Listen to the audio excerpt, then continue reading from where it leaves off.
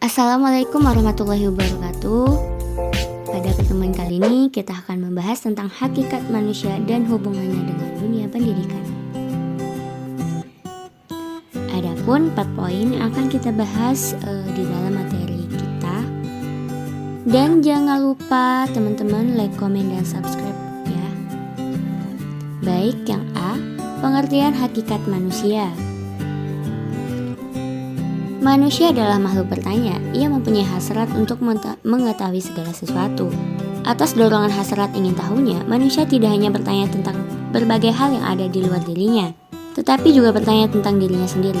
Dalam rentang ruang dan waktu, manusia selalu berupaya mengetahui dirinya sendiri. Hakikat manusia dipelajari melalui berbagai pendekatan dan melalui berbagai sudut pandang. Berdasarkan uraian di atas, dapat kita simpulkan bahwa pengertian hakikat manusia adalah seperangkat gagasan atau konsep yang mendasar tentang manusia dan makna eksistensi manusia di dunia. Pengertian hakikat manusia berkenaan dengan prinsip adanya prinsip the third manusia. Dengan kata lain, pengertian hakikat manusia adalah seperangkat gagasan tentang sesuatu yang olehnya manusia memiliki karakteristik khas yang memiliki sesuatu martabat khusus. Adapun aspek-aspek dalam hakikat manusia itu ada 7. Yang pertama, manusia sebagai makhluk Tuhan Yang Maha Esa. Manusia adalah makhluk paling sempurna yang pernah diciptakan oleh Tuhan Yang Maha Esa. Kesempurnaan yang dimiliki oleh manusia merupakan suatu konsekuensi fungsi dan tugas mereka sebagai khalifah di muka bumi ini.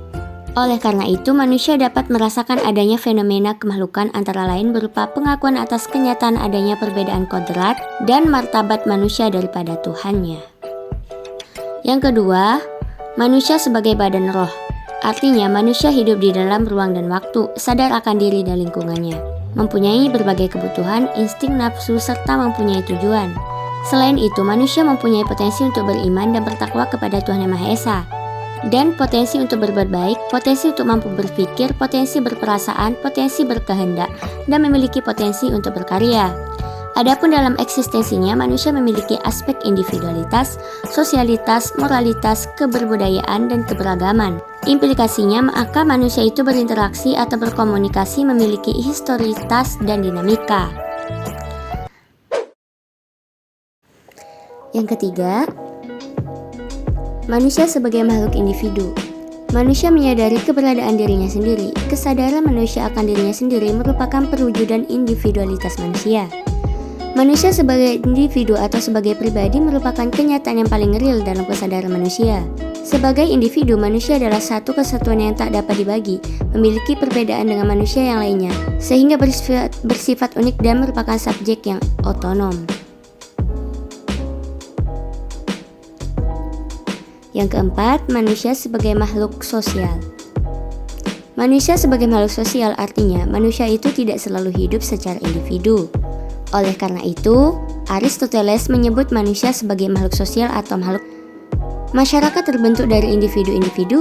Maju mundurnya suatu masyarakat akan ditentukan oleh individu-individu yang membangunnya.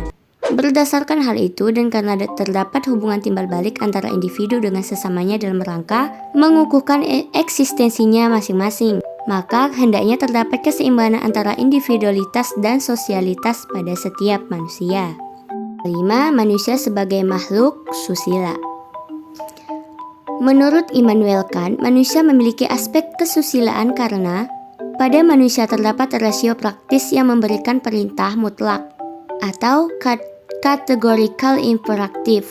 Contoh, jika kita meminjam barang milik orang lain, maka ada perintah yang mewajibkan untuk mengembalikan pinjaman tersebut. Sehubungan hal itu dapatlah dipahami jika manusia adalah makhluk yang otonom atau memiliki kebebasan.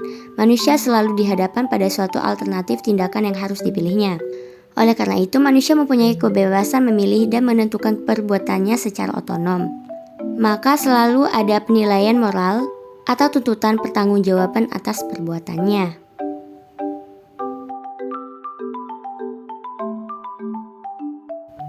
Yang keenam, manusia sebagai makhluk beragama.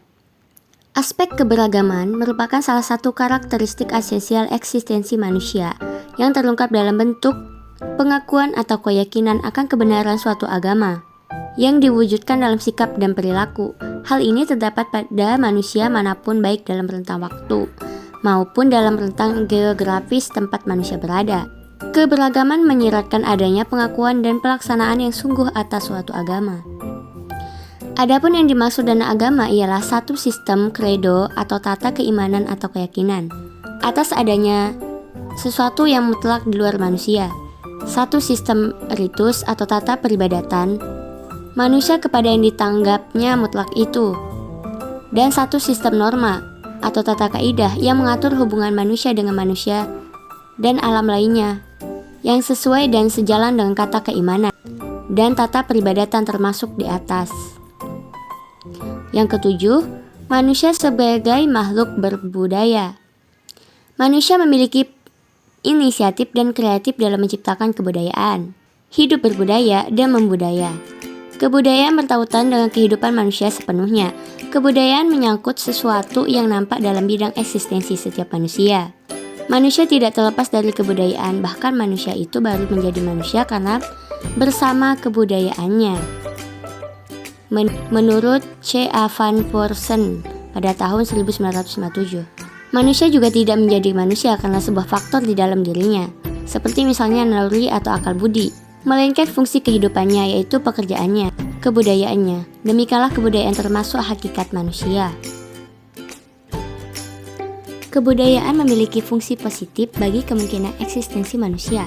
Namun demikian, apabila manusia kurang bijaksana dalam mengembangkannya, kebudayaan pun dapat menimbulkan kekuatan-kekuatan yang mengancam eksistensi manusia.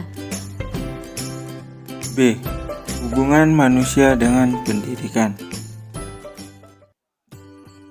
Manusia sebagai makhluk yang diberikan oleh Allah dengan suatu bentuk akal pada diri manusia yang tidak dimiliki makhluk Allah yang lain. Dalam kehidupannya, bahwa untuk mengolah akal pikiran manusia memerlukan pola pendidikan melalui suatu proses pembelajaran. Kaitan manusia dengan pendidikan itu sangatlah tidak dapat dipungkiri, bahwa pendidikan itu sudah ada sejak kita lahir. Pendidikan juga tidak harus di sekolah, namun pendidikan itu dimulai dari diri sendiri, keluarga maupun masyarakat dan lingkungan.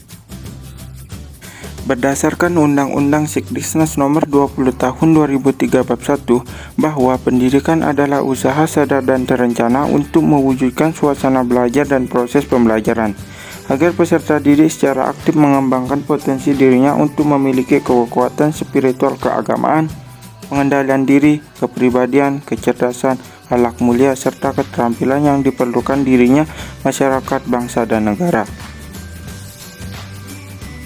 C. Harkat dan martabat manusia.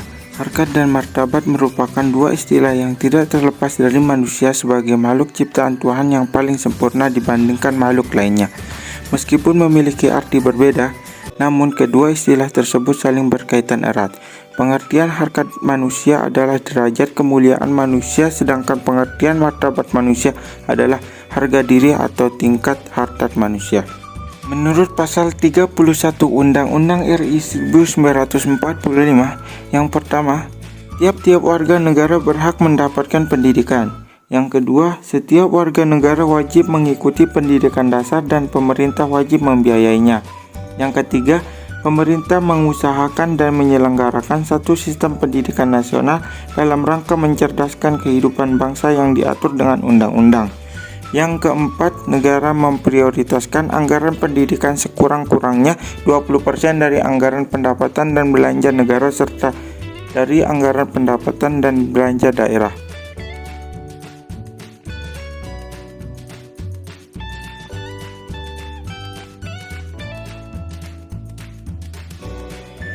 D. Pendidikan dan hak asasi manusia.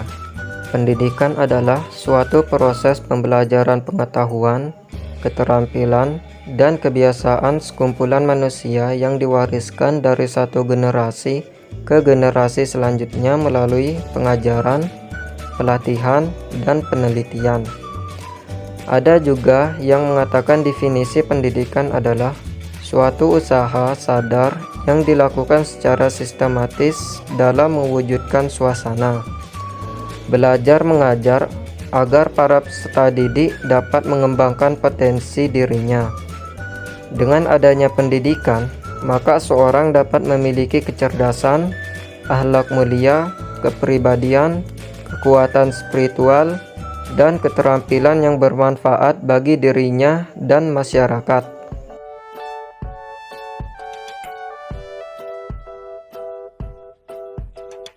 Kesimpulan, pada hakikatnya manusia adalah sebagai makhluk Tuhan Yang Maha Esa, diciptakan dalam bentuk paling sempurna. Manusia adalah makhluk spiritual yang akan menjalani fase-fase peristiwa kehidupan baik sebelum lahir, sekarang maupun setelah mati. Spiritual merupakan aspek non-fisik yang mampu memberikan kekuatan manusia untuk lebih sekedar hidup. Jadi, manusia adalah makhluk ciptaan Tuhan sebagaimana juga makhluk-makhluk yang lain di muka bumi ini.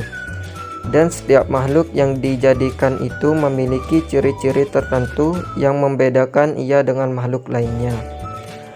Hak hidup bagi manusia mengimplikasikan hak untuk mendapatkan pendidikan.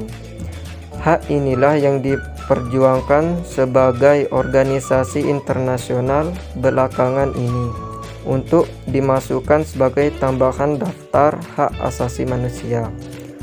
Hak asasi manusia diupayakan diperoleh setiap individu warga negara yang tertuang pada pasal 31 Undang-Undang Dasar RI 1945. Sekian materi dari kami, kurang lebihnya kami mohon maaf. Wabillahi taufiq wal hidayah. Wassalamualaikum warahmatullahi wabarakatuh.